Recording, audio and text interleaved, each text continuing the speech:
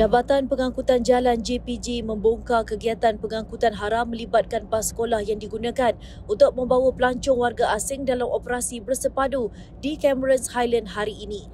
Pengarah kanan penguatkuasa JPJ, Datuk Muhammad Kifli Mahasan berkata, bas yang dipandu lelaki warga tempatan itu dikesan beroperasi secara haram sejak 3 tahun lalu.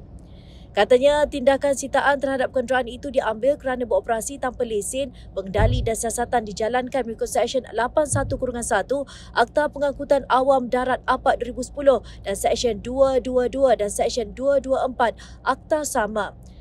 Ujarnya, dalam operasi itu pihaknya mengesan sebuah bas sekolah yang dijadikan bas pelancong bagi membawa pelancong luar negara termasuk dari China dan Singapura.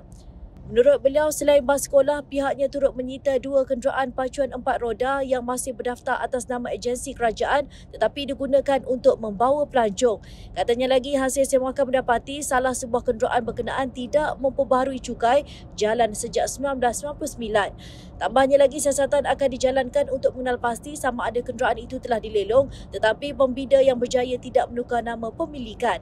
Namun sekiranya kenderaan milik agensi kerajaan digunakan untuk tujuan sedemikian, ia merupakan satu kesalahan serius yang jelas melanggar peraturan dan undang-undang. Mengulas mengenai operasi bersepadu bersama Jabatan Imigresen Malaysia JIM di beberapa lokasi, beliau berkata sebanyak 48 kenderaan perdagangan diperiksa dengan 16 kenderaan disita atas pelbagai kesalahan. Katanya sebanyak 51 notis dikeluarkan melibatkan kesalahan salah guna lesen kenderaan motor LKM, tidak mempunyai LKM dan perlindungan insuran serta tidak memiliki lesen memandu yang sah.